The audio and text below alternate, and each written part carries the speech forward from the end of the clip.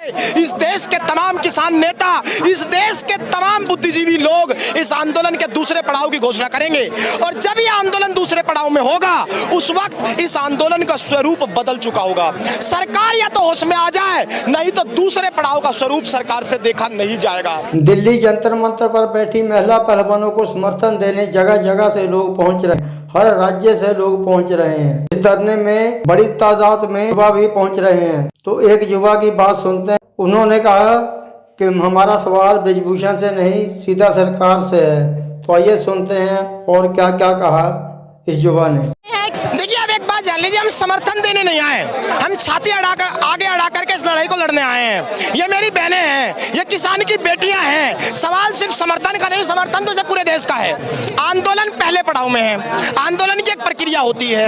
अगर सरकार चेतावनी और इस पहले पड़ाव के बाद होश में नहीं आती है तो इस देश की तमाम खाप पंचायतें, इस देश के तमाम किसान नेता, इस देश के तमाम बुद्धिजीवी लोग इस आंदोलन के दूसरे पड़ाव की घोषणा करेंगे और जब यह आंदोलन दूसरे पड़ाव में होगा उस वक्त इस आंदोलन का स्वरूप बदल चुका होगा। सरकार या तो होश में आ जाए, नहीं तो दूसरे पड़ाव का स्वरूप सरकार से देखा नहीं जाएगा। लेकिन पहले सरकार ने आश्वासन दिया था, कमेटी बना दी, उस पर विश्वास क्यों नहीं हो पाया? मुझे एक बात बता दीजिए, इस देश में वो बेटियां बैठी हैं सड़क पर जिन बेटियों ने तिरंगा ओढ़ करके उसकी चमक से इस देश को विश्व स्तर पर चमकने का मौका दिया था।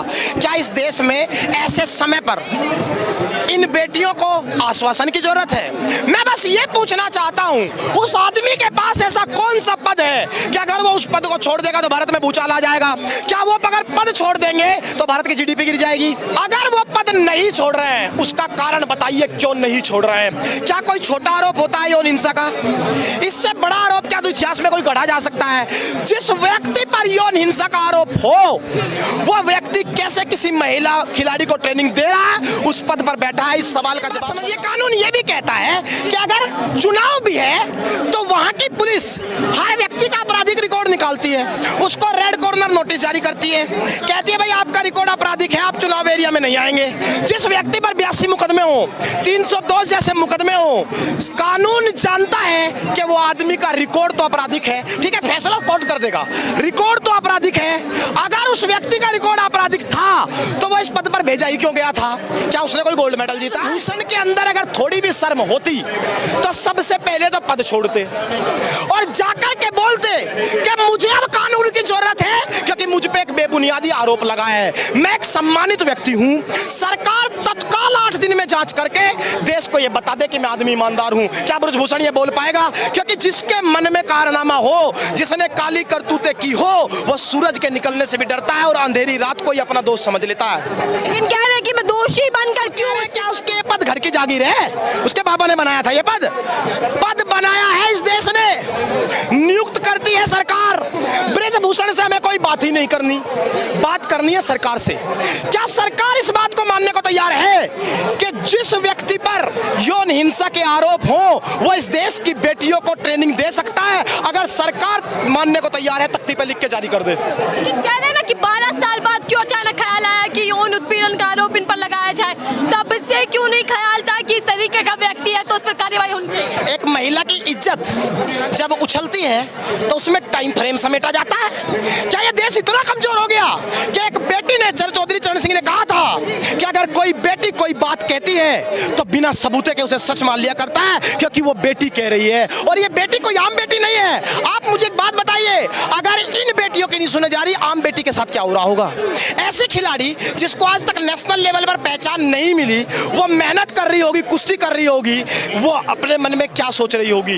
एक बात जान लो, इन्होंने लड़ाई लड़ी है अखाड़े में, अगर सरकार नहीं मानी तो अखाड़ा अब सड़क बनेगी, मिट्टी की जगह ये सीमेंट होगा, सामने सरकार होगी, लेकिन ये लड़ाई बीच में हटेगी नहीं, ये लड़ाई आर पार की होगी। किसान अखाड़े की बात कर रहे हैं, ब्रिजभूषण कह रहे हैं कि अखाड़े में सिर्फ एक ही परिवार क्यों है, एक ही प्रदेश के लोग क्यों आ रहे हैं समर्थन में? हम कह रहे हैं ये सारी बातें बाद में, राजनीति में भी परिवार बहुत हैं, परिवारवाद अलग मुद्दा है।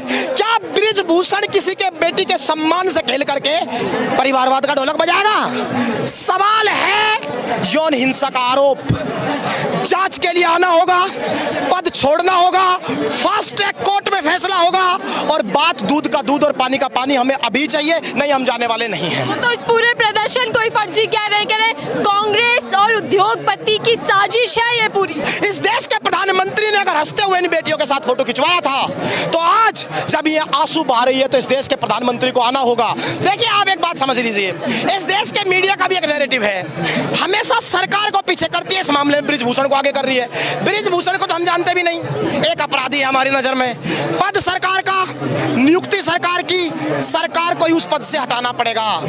ये बात क्लियर, आप बात समझ लीजिए। सरकार कह रही है कि यहाँ समर्थन नहीं है। जिस वक्त 28 तारीख को टिकैत साहब को गिरफ्तार करने पुलिस आई 100 लोग थे, लेकिन 3 घंटे में नजारा बदल गया और कई हजारों की भीड़, प्रशासन औंधे मुंह गिर गया और वापस जाना पड़ा। क्या रहे जवाब दे रहा हूँ मैं पहलवानों का कि ये सब फर्जी है, धोखाधड़ी, ये आरोप पूरे बेबुनियाद। प्रधानमंत्री की बात में भी तो कुछ सच्चाई होगी ना। प्रधानमंत्री से सवाल था, जवाब दे रहे हैं ब्रिजभूषण।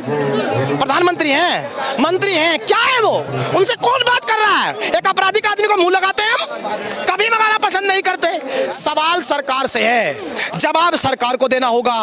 प्रधानमंत्री अपनी मजबूरी को जगजाहिर कर दे, नहीं तो सरकार ये कह दे कि 70 ब्रिजभूषण भी अगर इस तरह के आ गए पदों से इस्तीफा देना होगा और जेल की चक्कियां पीसनी होगी। 2 बातों में से एक सरकार चुन ले। क्या लग रहा है 6 दिन बीत गए, सरकार की ओर से कोई टिप्पणी नहीं, पहलवान कह रहे हैं हमें सरकार पर भरोसा नहीं, तो मुंह खोलेगी सरकार, कुछ आकर आश्वासन देगी?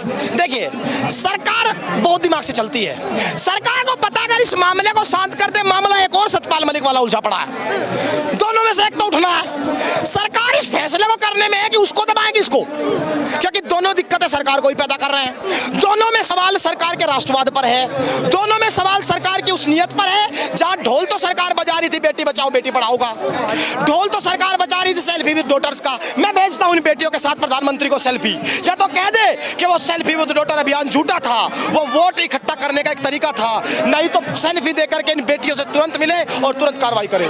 दिल्ली जंतर मंतर पर धरने पर बैठी महिला पहलवानों के समर्थन में आप लोगों की क्या राय है? अपनी प्रतिक्रिया कमेंट बॉक्स में जरूर लिखें और चैनल को सब्सक्राइब करें, वीडियो को लाइक और शेयर जरूर करें।